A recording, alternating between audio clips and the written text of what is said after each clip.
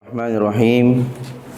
Assalamualaikum warahmatullahi wabarakatuh. Waalaikumsalam warahmatullahi wabarakatuh. Alhamdulillahi rabbil alamin wa bihi nasta'in wa ala umuri dunya waddin.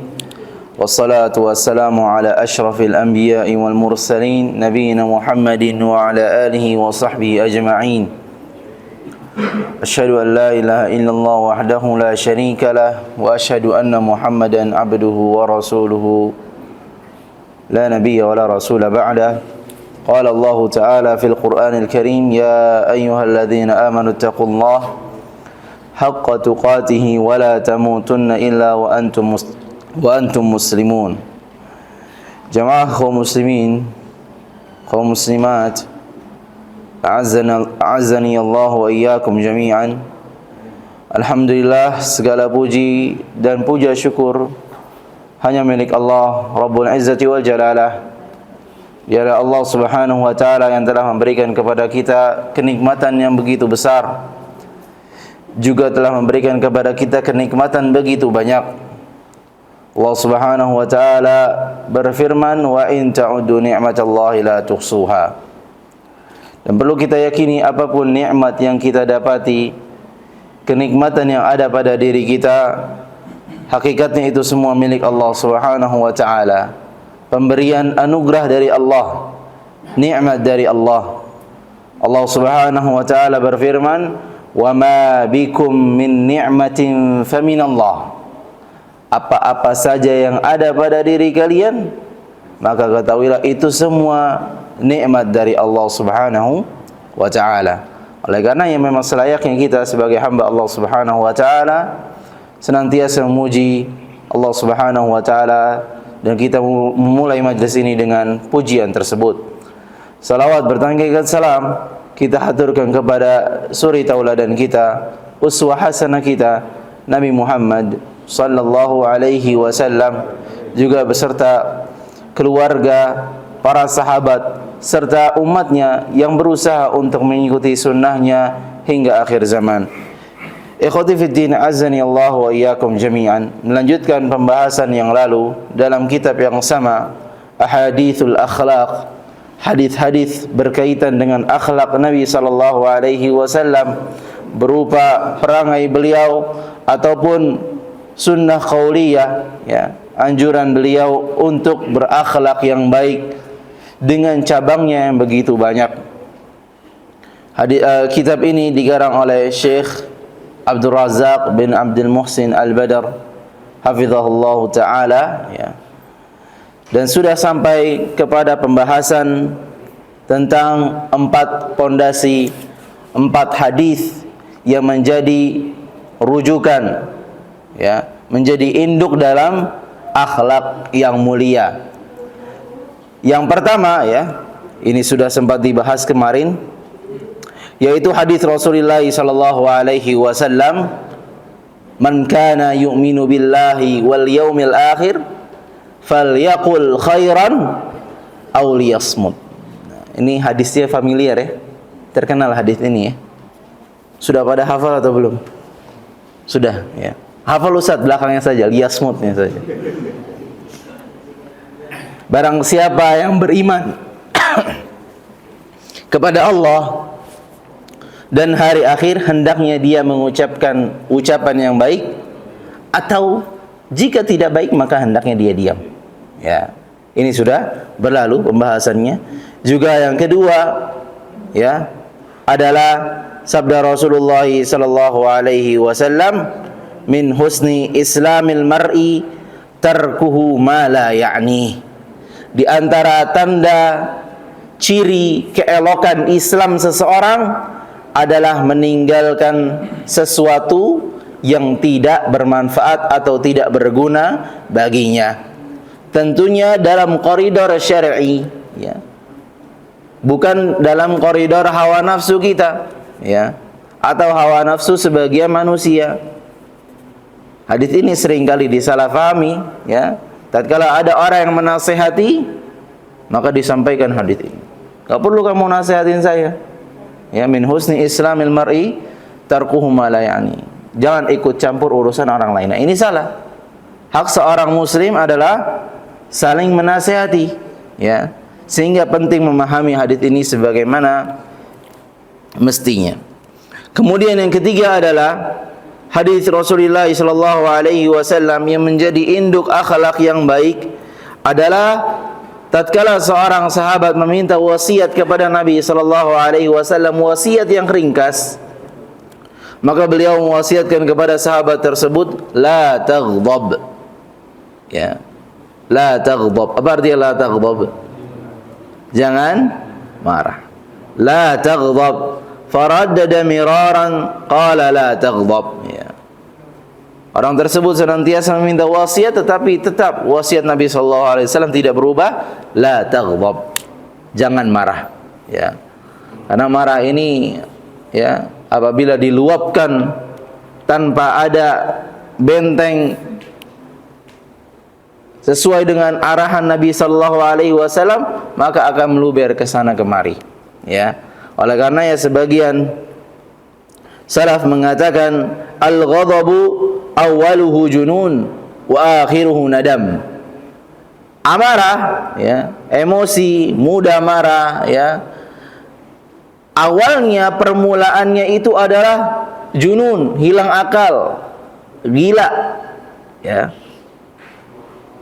Sering kita lihat ya, ada orang marah-marah di video, sering kali viral, ya, di jalanan tiba-tiba marah dia marah seperti orang tidak memiliki akal. Awaluhu junun, permulaannya adalah seakan-akan dia nggak punya akal. Wa akhiruhu nadam, dan akhirnya ujungnya adalah penyesalan. Orang marah-marah, ya, di muka umum, ya. Ada yang videoin, ternyata berita tersebut viral, sehingga ujungnya apa? Klarifikasi, ya. Penyesalan. Saya tidak bermaksud begini, saya tidak bermaksud begitu. Kenapa? Karena marah. Oleh karena syariat memberikan petunjuk bagaimana sikap seseorang, ya, selayaknya seseorang tatkala marah, yaitu sabda Rasulullah sallallahu alaihi wasallam, "Idza ghadiba ahadukum falyaskut." Apabila ada salah seorang dari kalian marah, maka hendaknya dia diam. Diam. Jangan berucap apapun. Karena kalau dia berucap, seringkali ujungnya adalah penyesalan. Ya. Antara suami dan istri ribut, ya. Ribut besar sehingga amarah menguasai mereka, maka arahan Rasulullah SAW hendaknya apa? Diam. Dalam hadis lain Rasulullah mengatakan, "Idza ghadiba ahadukum wa huwa qa'imun falyajlis." Apabila salah seorang dari kalian marah dalam kondisi berdiri, maka ubah menjadi apa? Duduk. Jangan terus berdiri. Kenapa? Kalau berdiri mudah untuk bergerak. Akhirnya main tangan, akhirnya begini, akhirnya begitu. Maka arahan Rasulullah apa? Duduk. Fa in dhaba anhu al-ghadab wa illa falyattaji. Kalau duduk, ya, kalau amarahnya sudah hilang, alhamdulillah. Tapi kalau belum juga, kata Rasulullah SAW, apa? Berbaring, tiduran, ya. Ini arahan yang indah sekali, meminimalisir orang tersebut untuk bergerak, untuk banyak ngomong, ya. Karena gerakan orang yang emosi, omongan orang emosi seringkali tidak beraturan, tidak jelas, ya. Betapa banyak orang-orang yang dalam pernikahan antara suami dan istri, tatkala marah keluar ucapan apa? Talak, cerai. Bahkan ungkapannya cerai 3 kali. Ini bahaya sekali, ya. Nanti setelah mereda amarahnya, baru dia menyesal. Oleh karena Nabi SAW mengarahkan demikian. Kalau marah, diam. Kalau marah sedang berdiri, maka duduk. Kalau duduk sudah pergi amarahnya, alhamdulillah. Kalau tidak, maka berbaring, ya. Jadi amarah ini, ya, kata sahabat, ya, fata'ammaltu dzalika fawajadtu anna al-ghadaba jima'u syarr. Seorang sahabat, ya, memerhatikan, ya, bahwasanya induk dari segala keburukan adalah sifat amarah, emosi, ya. Dan kita, ya, alhamdulillah, secara fitrah kita mengatakan kalau orang yang mudah marah maka akhlaknya belum baik. Kalau ada orang yang sabar, tidak mudah terpancing emosinya, nah ini orang baik. Meskipun kita belum mengenal hadis ini. Ya. Jadi nasihat saya kepada diri saya pribadi dan bapak-bapak dan jamaah semua di sini, sabar. Ya. Tidak perlu kita marah perkara-perkara yang kecil kita marah, ini bahaya sekali. Ya. Bahaya sekali, ya. Bahkan disebutkan kenapa sih orang itu mudah marah? Kenapa orang itu temperamen? Ya. Di antara halnya adalah dikarenakan ada sifat kesombongan pada dirinya. Ada sifat kesombongan dalam dirinya. Tidak terima dia diperlakukan begini, tidak terima dia begitu, sehingga amarah.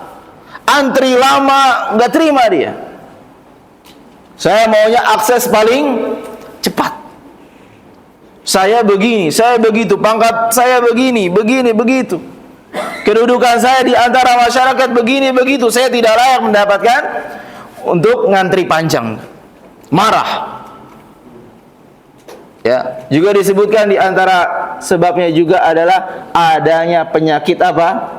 Pelit dalam dirinya. Ya, pelit, kikir. Oleh karena orang yang dijauhi dari sifat kikir, maka mereka adalah orang beruntung. Allah Subhanahu wa taala berfirman, "Wa may yuqa shuha nafsihi fa ulaika humul muflihun." Ya. Orang yang mudah marah, ya, bisa dipastikan dalam dirinya ada sifat pelit. Ya. Anaknya yang masih kecil mecahin barang, ya. Mecahin piring, mecahin gelas, begini, begitu. Marah dia. Kamu gak tahu ini harganya berapa gitu. Padahal piringnya murah. Belinya pas diskon lagi. Tapi karena kan ada sifat pelit.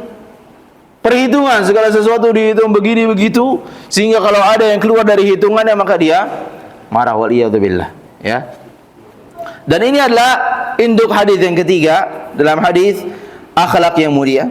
Yang keempat, yang terakhir adalah sabda Rasulullah sallallahu alaihi wasallam, la yu'minu ahadukum hatta yuhibba li akhihi ma yuhibbu li nafsihi. Tidak beriman dengan keimanan yang sempurna salah seorang dari kalian sampai dia mencintai bagi saudaranya apa yang ia cintai bagi dirinya sendiri. Jadi hadis ini berkaitan dengan apa? Hati. Ya. Hati itu harus bersih. Jangan ada sifat apa, Pak? Iri, dengki, hasad, ghil, meremehkan orang lain, merendahkan orang lain, merasa tinggi di hadapan orang lain, tidak senang kalau temannya dapat nikmat, ada tetangga dapat mobil baru, waduh, gusar hatinya. Tidak senang saudaranya mendapatkan kenikmatan dari Allah Subhanahu wa taala. La yu'minu ahadukum hatta yuhibba li akhihi ma yuhibbu li nafsihi. Ya. Oleh karena penting sekali memerhatikan hati ini, ya. Bahkan kita, ya, semoga Allah Subhanahu wa taala jadikan kita sebagai penghuni surga. Ya. Penghuni surga itu dicabut apa namanya? Penyakit dengki dalam diri mereka semua sebelum memasuki surga. Wa naza'na ma fi sudurihim min ghil. Ya. Karena yang membuat kita tidak merasakan nikmat itu apa? Sifat hasad, sifat dengki. Sebesar apapun nikmat dari Allah Subhanahu wa taala, tapi kalau ada sifat dengki dalam diri kita dan kita berlezat-lezatan dalam sifat ini, maka nikmat tersebut akan terasa remeh. Ya. Meskipun yang mendapatkan kenikmatan adalah orang di bawah kita. Secara ekonomi, kita sudah punya semuanya, mobil punya, motor punya, rumah banyak. Bisnis alhamdulillah lancar di sana di mari. Tetapi kalau ada penyakit hasad, ghil, melihat saudaranya yang miskin mendapatkan kenikmatan, dia akan merasakan tidak terima. Maka penting sekali dalam masalah ini. Begitu juga dalam menyikapi saudara-saudara kita. Kalau kita mau, ya, kalau kita senang ada orang bertutur baik kepada kita, maka kita juga bertutur baik kepada orang lain. Kalau kita senang mendapatkan hadiah dari saudara kita, maka kita juga semestinya senang tatkala kita melihat ada saudara kita mendapatkan hadiah dari orang lain. La yu'minu ahadukum hatta yuhibba li akhihi ma yuhibbu li nafsihi. Harus senang, cinta kalau ada teman kita yang mendapatkan kenikmatan, ya. Jadi penyakit hasad, penyakit dengki, bersihkan dari diri kita semua. Meskipun setiap dari kita, ya, berpotensi ada sifat hasad dalam diri kita. Setiap dari kita berpotensi. Tetapi kata Syekhul Islam Ibnu Taimiyah, ya, maka barang siapa yang membiarkan hatinya begitu saja, hasad kepada orang lain, dengki kepada orang lain, maka ini adalah orang yang berdosa. Tetapi barang siapa yang berusaha untuk melawan, maka dia terlepas dari dosa tersebut. Ya, jadi perlu diperhatikan, setiap dari kita berpotensi. Tetapi tatkala ada penyakit tersebut hampir kepada kita, mampir kepada kita, maka langsung tepis itu semua. Yakini bahwasanya yang memberikan nikmat adalah zat yang satu, zat yang sama, Allah Subhanahu wa ta'ala. Allah Subhanahu wa ta'ala memberikan rezeki, memberikan akhlak berdasarkan keadilan Allah Subhanahu wa ta'ala. Allah tidak akan pernah zalim. Orang yang hasad, maka hakikatnya dia seakan-akan menentang Allah Subhanahu wa ta'ala meskipun tidak pada lisannya, tetapi lisanul halnya menunjukkan demikian. Seakan-akan dia berkata, meskipun ini tidak dikatakan dalam lisannya, ya Allah, kenapa engkau berikan hal tersebut kepada dia? Kenapa tidak kepadaku? Kenapa fulan yang lolos? Kenapa saya tidak lolos? Kenapa fulan rezekinya melimpah, padahal usahanya biasa-biasa saja, tetapi saya udah usaha mati-matian, tetapi rezekinya seret. Engkau tidak adil ya Allah. Seakan-akan mengatakan demikian, waliyadzubillah. Ya. Maka cukup bagi kita ridha dengan pembagian Allah Subhanahu wa ta'ala. Allah Maha Adil, tidak pernah menzalimi hambanya. Ya. Ikhwati fid din, azani Allah wa iyyakum jami'an. Kemudian Syekh mengatakan, innal adaba fi syari'ah lahu makanatuhu al-'aliyah wa manzilatuhu ar-rafi'ah, fa in wuffiqa al-muslim ila ma'rifati adabil islam wa akhlaqihi al-'azimah wasta'ana billahi tabaraka ala tahqiqiha nala khairan 'aziman wa fadlan 'amiman fid dunya wal akhirah. Kata Syekh hafizahullah, sesungguhnya adab dalam syariah memiliki kedudukan yang sangat tinggi. Maka barang siapa yang diberikan taufik oleh Allah Subhanahu wa ta'ala mengetahui apa-apa saja adab-adab Islam dan meminta pertolongan kepada Allah Subhanahu wa ta'ala untuk mewujudkannya, maka niscaya dia akan mendapatkan kebaikan begitu besar dan karunia yang begitu banyak di dunia dan akhirat. Sehingga setiap dari kita penting sekali untuk mempelajari akhlak-akhlak yang mulia. Boleh jadi kita mengetahui ada akhlak-akhlak yang baik, ternyata kita tertutup dari akhlak-akhlak yang hakikatnya baik karena keterbatasan ilmu kita. Maka kembali lagi, mempelajarinya adalah sesuatu yang penting, karena akhlak adalah bagian dari agama. Seperti yang sudah disampaikan pekan lalu, innama bu'ithtu liutammima makarimal akhlak. Rasulullah itu diutus untuk menyempurnakan akhlak-akhlak yang baik. Maka akhlak memiliki porsi yang besar dalam agama. memiliki porsi yang besar dalam agama. Jadi akhlak adalah ibadah. Saya tekankan lagi, akhlak adalah ibadah. Jadi ibadah bukan hanya ritual salat maghrib yang kita lakukan, salat sunnah yang kita lakukan, puasa wajib di bulan Ramadan, puasa sunnah. Tidak itu saja, tetapi akhlak yang mulia merupakan ibadah. Sehingga tatkala kita mengetahui akhlak yang mulia adalah ibadah, penting untuk memperhatikan niat kita dalam berakhlak mulia. Apakah niat kita ikhlas untuk Allah Subhanahu wa taala atau selain Allah Subhanahu wa taala? Ada orang yang akhlaknya subhanallah baik, ternyata niatnya untuk menggait peminat, untuk menggait customer. Ada orang akhlaknya baik kepada koleganya, kepada bosnya, ternyata niatnya untuk apa? Mendapatkan dinaikkan jabatannya. Ada orang begini, ada orang begitu. Tapi kita semua ini mempelajari bukan untuk menghukumi orang lain ya. Oh nih si fulan akhlaknya baik banget sama si bos ini, bos itu. Dia berarti akhlaknya nggak baik, nggak ikhlas dia. Nggak, bukan seperti itu.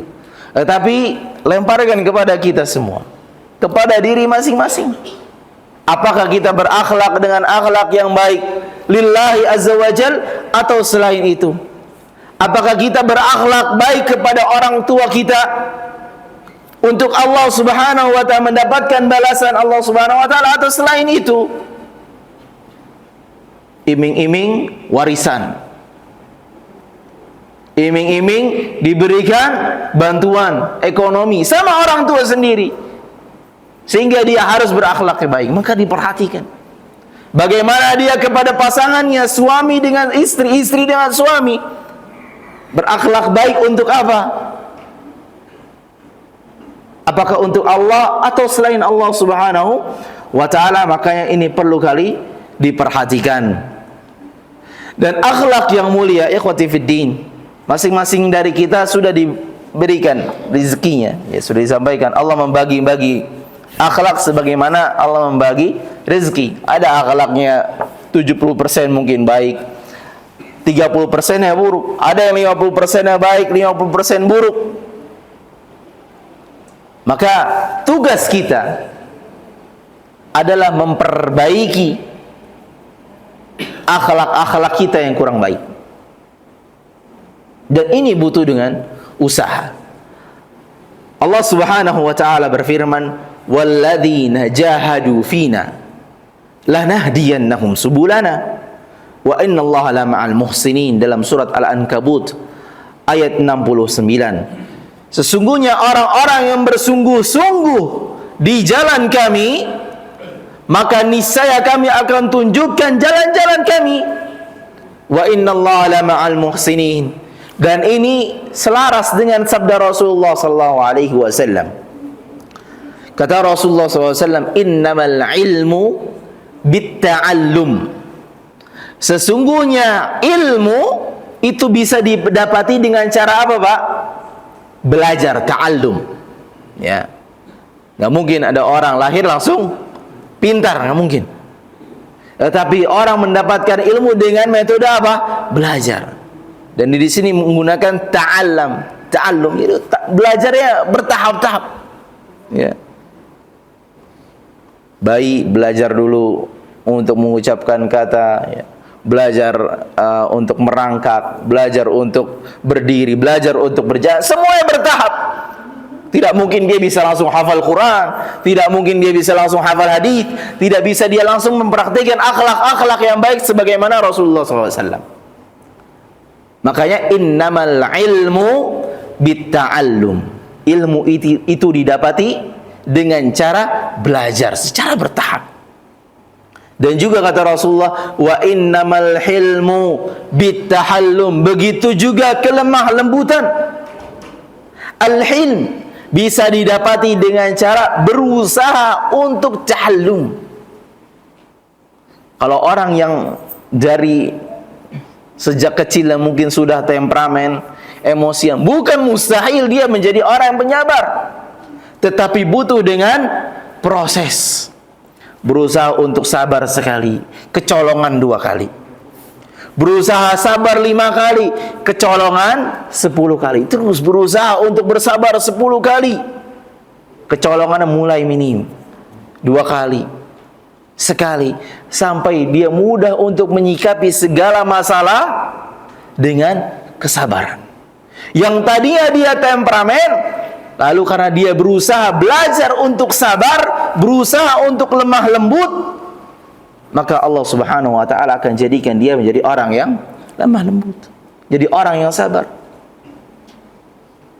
Maka yakini firman Allah tadi, walladzina jahadu fina, berjuang, berusaha benar-benar di jalan kami, lanahdiyannahum subulana, maka Allah Subhanahu wa ta'ala akan tunjukkan jalan-jalannya. Wa man yataharral khaira yu'tah, dan barang siapa yang berusaha untuk mencari kebaikan pasti akan diberi. Wa man yattaqi syarra yuqah, dan barang siapa yang berlindung dari keburukan niscaya dia akan dilindungi. Oleh karena ikhwati fiddin azani Allah wa iyyakum jami'an, perlu kita melibatkan Allah Subhanahu wa ta'ala. Wajib bagi kita melibatkan Allah Subhanahu wa ta'ala dalam memperbaiki akhlak kita. Akhlak kita ya penuh dengan kekurangan. Wa nahnu absar bi anfusina. Kita semua itu lebih tahu bagaimana akhlak kita sebenarnya. Ya. Banyak sekali yang kurang ini, kurang itu, mudah ngomong, mudah kepo, pengen tahu ini, pengen tahu itu, mudah temperamen, pengen tahu ini, pengen itu, ya. Fudul, ya. Kepo, ya. Ada teman lagi buka HP, dilihat, wah, lagi buka apa kamu? Ada orang lagi WA, ya, dilihat, WA siapa kamu? Ini bukan akhlak yang baik. Maka perlu bagi kita untuk meminta pertolongan kepada Allah Subhanahu wa ta'ala dengan usaha kita. Dan di antara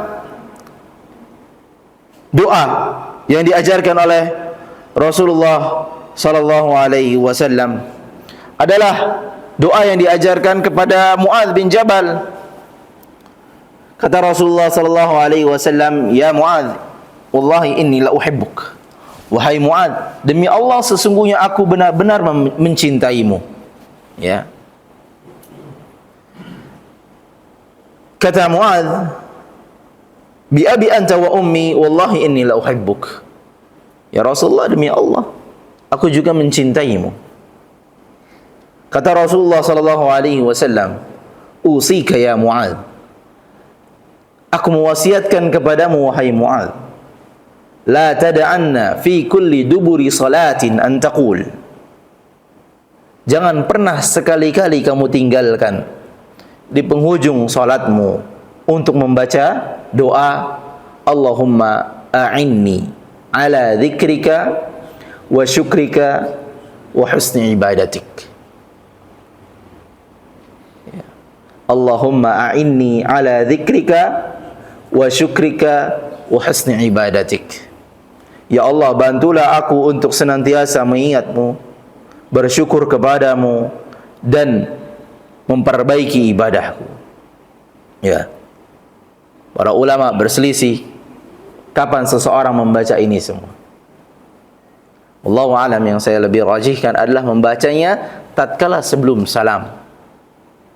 Yang hakikatnya itu juga salah satu kondisi momen diijabahnya doa-doa. Ya. Jadi sebelum salam kita dianjurkan untuk membaca beberapa doa. Di antaranya doa apa, Pak? Berlindung dari 4 fitnah. Kemudian berlindung apa lagi? Dari dosa dan hutang. Juga berlindung apa lagi? Atau meminta kepada Allah Subhanahu wa taala 3 hal ini. Allahumma inni ala dzikrika wa syukrika wa husni ibadatik. Ya. Jadi libatkan. Wajib bagi kita meminta pertolongan Allah Subhanahu wa ta'ala. Oleh karena ikhwati fiddin azani Allah wa iyyakum jami'an. Syekh di sini mengutarakan barang siapa yang ingin memperbaiki akhlaknya hendaknya memperhatikan poin-poin tersebut. Yang pertama adalah mujahadatuha ala salahin niyyah wa salamatuha, yaitu berupaya untuk memperbaiki niatnya dan konsisten di atas niat yang lurus dan menjaganya dari keburukan-keburukan niat-niat duniawi. Sebagaimana yang diutarakan tadi, akhlak yang mulia adalah ibadah. Bahkan seseorang itu ya waktunya lebih banyak dihabiskan dengan akhlak kepada sesama manusia. Ya.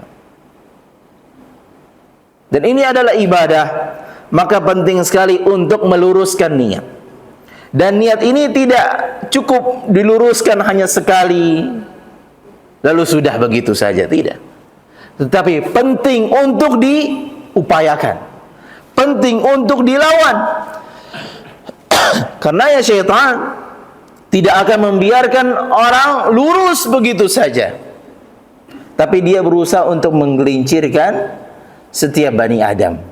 Oleh karena Sufyan Ats-Tsauri rahimahullah pernah mengatakan, ma'alajtu syai'an ashadda alayya min niyyati. Aku tidak pernah mengobati suatu hal yang lebih sulit dibandingkan niatku. Kalau niatnya udah lurus, terkadang dibelokkan lagi. Sudah lurus lagi, kemudian dibelokkan lagi dengan urusan-urusan dunia. Kenapa? Li'annaha tataqallabu alayya. Seringkali bergonta-ganti. Ya. Maka sulit sekali untuk meluruskan niat, tetapi mudah apabila diizinkan atau dari taufik Allah Subhanahu wa ta'ala. Kemudian yang kedua adalah mujahadatuha ala ta'allum hadhil akhlaq wal adab wal ifada min musannafati ahli ilmi fi hadzal bab, yaitu berupaya untuk mempelajari bagaimana akhlak-akhlak yang baik, bagaimana adab-adab yang sesuai dengan syariat yang diambil dalam kitab-kitab ahlul ilm. Dan ini adalah salah satu metode generasi para salafus saleh, yaitu mereka sangat fokus dalam masalah akhlak, dalam masalah akhlak. Kemudian yang ketiga adalah mujahadatuha ala tatbiqi hadhil adab. Setelah dia mengikhlaskan, kemudian dia belajar, maka yang terpenting adalah mujahadatuha ala tatbiq hadhil adab, yaitu berupaya bersungguh-sungguh untuk mempraktikkan adab-adab yang baik ini. Karena kita kalau ditanya apa hadis tentang enggak boleh marah, tadi sudah hafal. La taghdab. Kita kalau ditanya apa dalil enggak boleh banyak omong, atau lebih baik diam kalau tidak baik ucapannya, maka kita bisa mengutarakan hadisnya. Wawasan kita, ilmu kita tentang teori-teori adab insya Allah sudah banyak. Tetapi bagaimana dia mempraktekannya dalam kehidupannya? Apakah dia sudah mempraktekkan hadis yang sudah dihafal, la taghdab, atau ternyata hanya sebagai wawasan belaka? Ada masalah kecil marah, padahal dia sudah menghafalkan hadis la taghdab. Ada berita sana, berita situ, berita artis fulan, artis fulana, dia nggak mau ketinggalan. Padahal dia hakikatnya hafal hadis apa tadi? Min husni islamil mar'i tarkuhu ma la ya'ni. Oke, kita tidak jauh-jauh ke artis. Ada tetangga, subhanallah. Ada tetangga terlibat masalah begini begitu, yang sebenarnya ini hanya masalah mereka saja. Tetapi ada yang berusaha untuk cari kabar. Kalau udah ada yang satu dapat kabar, disebarluaskan. Ya. Min husni islamil mar'i tarkuhu ma la ya'ni. Di antara tanda keelokan Islam seseorang adalah meninggalkan perkara-perkara yang bukan urusannya. Dalam makna lain, ma la yufiduhu, yang tidak bermanfaat baginya. Ya. Karena konsekuensinya apa? Apabila seseorang menyibukkan dengan perkara-perkara yang tidak manfaat bagi dirinya, pasti dia akan tersibukkan dengan perkara-perkara ya yang bermanfaat bagi dirinya. Saya ulangi, konsekuensi dari orang-orang yang menyibukkan ya dengan perkara-perkara yang tidak bermanfaat bagi dirinya, pasti dia akan terlalaikan ya, nggak melakukan hal-hal yang bermanfaat baginya. Kenapa? Karena dia sudah sibuk duluan dengan perkara-perkara yang nggak bermanfaat. Capek ya, mestinya dia bisa sholat duha tapi sibuk main HP. Mestinya dia bisa membaca Al-Quran minimal 1 halaman, ternyata dia sibuk nonton berita ini berita itu ya. Maka itulah yang bisa kita fahami. Kemudian yang keempat, mujahadatuha ala da'wa ilaiha wa bayaniha wa nashriha. Setelah kita meluruskan niat yang pertama, kemudian mempelajarinya, kemudian mempraktikannya, yang keempat adalah berupaya bersungguh-sungguh untuk mendakwahkannya. Tidak jauh-jauh ikhwah, mengajak kepada akhlak yang mulia, cukup kita ajak istri, ajak suami, ajak anak-anak kita untuk mempelajari akhlak-akhlak ini dan mempraktikannya. Sekiranya alhamdulillah kita diberikan anugerah ya, bisa mengajak kerabat-kerabat yang lebih luas, alhamdulillah. Tapi ibda biman ta'ul, mulai dari yang terdekat, dari pasangan, dari anak, orang tua, kakak, adik, dan seterusnya ya. Kata Allah Subhanahu wa taala, "Wa man ahsanu qawlan mimman da'a ila Allah wa 'amila salihan wa qala innani minal muslimin." Maka siapalah yang paling baik ucapannya dibandingkan orang yang mengajak dakwah kepada Allah dan beramal saleh, kemudian dia mengatakan innani minal muslimin, saya termasuk orang-orang yang menyerahkan diri kepada Allah Subhanahu wa taala beragama Islam. Kemudian yang kelima adalah mujahadatuha fi dzalika kulli ala isti'anati billah, fa inna man ista'ana billah a'anahu wa man tawakkala alaihi kafahu, yaitu berupaya bersungguh-sungguh untuk mempraktekkan empat hal yang tadi dengan diiringi meminta pertolongan kepada Allah Subhanahu wa taala. Kata Syekh Hafizahullah, fa inna man ista'ana billahi a'ana, barang siapa yang meminta pertolongan kepada Allah, pasti Allah akan bantu. Wa man tawakkala alaihi kafahu, dan barang siapa yang bertawakal kepada Allah, pasti Allah cukupi. Man ista'ana billahi a'anahu, barang siapa meminta, berdoa, mengemis-ngemis kepada Allah Subhanahu wa taala untuk bisa berakhlak yang baik, pasti Allah akan bantu dia bisa berakhlak yang baik. Ini kelaziman ya ikhwah ya. Banyak doa-doa, banyak rengekan kita, permintaan kita kepada Allah Subhanahu wa taala, terlebih lagi dalam masalah-masalah yang mubah. Kita minta sama Allah supaya bisnisnya lancar, walhamdulillah Allah kasih. Kita minta sama Allah memiliki istri, Allah berikan. Memiliki keturunan, Allah berikan. Minta ini, minta itu, minta mobil, minta motor, Allah berikan. Minta tempat tinggal yang nyaman, Allah berikan. Itu semua perkara-perkara duniawi. Maka bagaimana seseorang bisa berburuk sangka kepada Allah? Allah tidak akan membantunya tatkala dia meminta kepada Allah tentang perkara yang Allah wajibkan kepada setiap hamba, yaitu apa? Berakhlak yang mulia. Allah perintahkan kita untuk berakhlak yang baik. Kita minta sama Allah, bagaimana Allah tidak memberikan sesuatu yang Allah wajibkan kepada kita? Mustahil. Tetapi semua butuh proses. Allah melihat kesungguhan kita. Tidak langsung, ya Allah berikan saya kesabaran, langsung kita menjadi orang yang sabar, enggak. Tapi Allah mau lihat bagaimana upaya kita, bagaimana usaha kita, bagaimana ikhtiar kita, bagaimana kita berupaya bersungguh-sungguh untuk menjadi orang yang sabar. Di mana kesungguhannya? Di mana permintaan yang benar-benar tulus dari hamba tersebut? Tunjukkan dengan ikhtiarnya.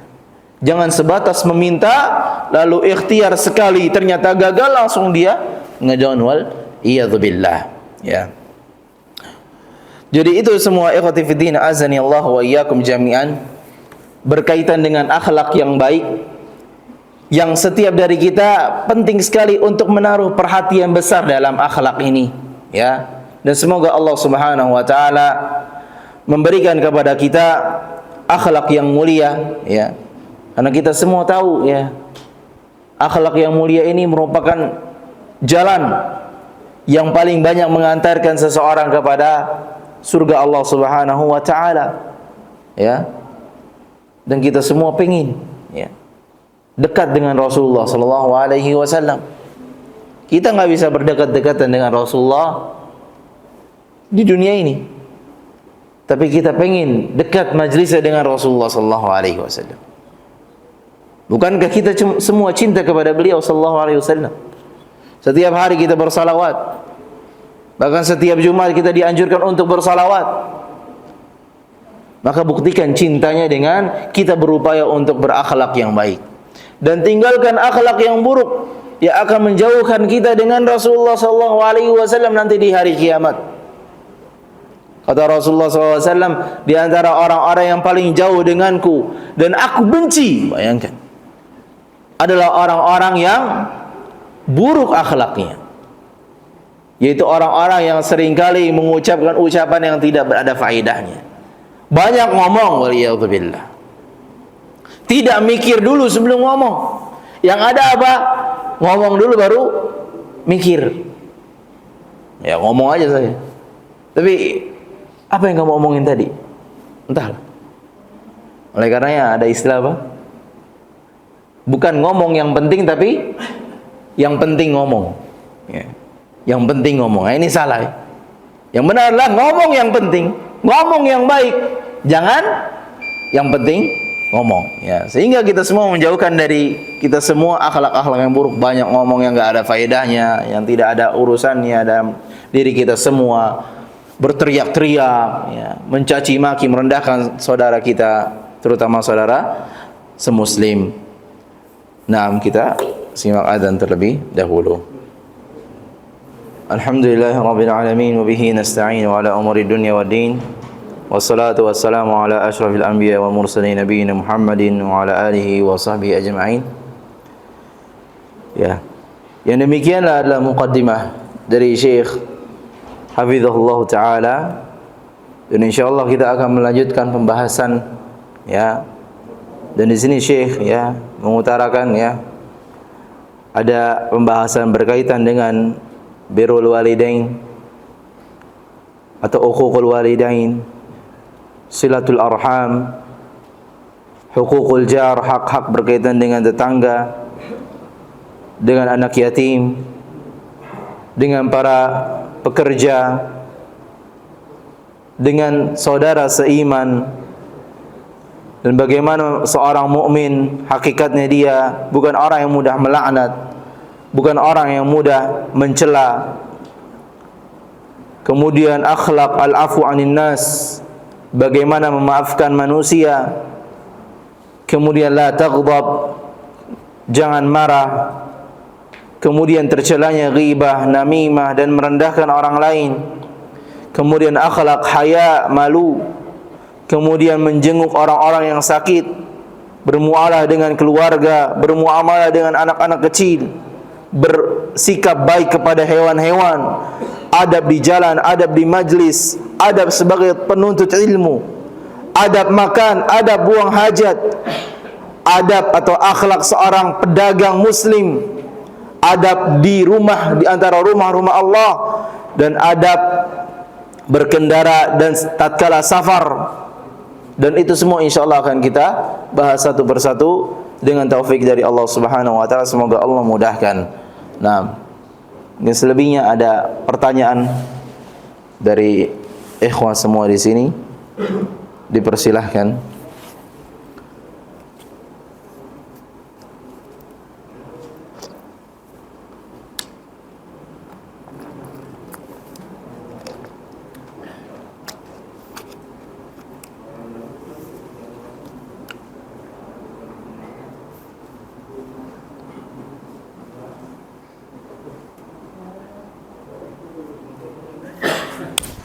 Baik, kalau tidak ada ya, kita akhiri saja majlis ini dengan doa kafaratul majlis. Subhanakallah bihamdik asyhadu an la ilaha illa anta astaghfiruka wa atubu ilaik. Wa sallallahu ala nabiyyina Muhammadin wa ala alihi wa sahbihi wasallam. Wassalamualaikum warahmatullahi wabarakatuh.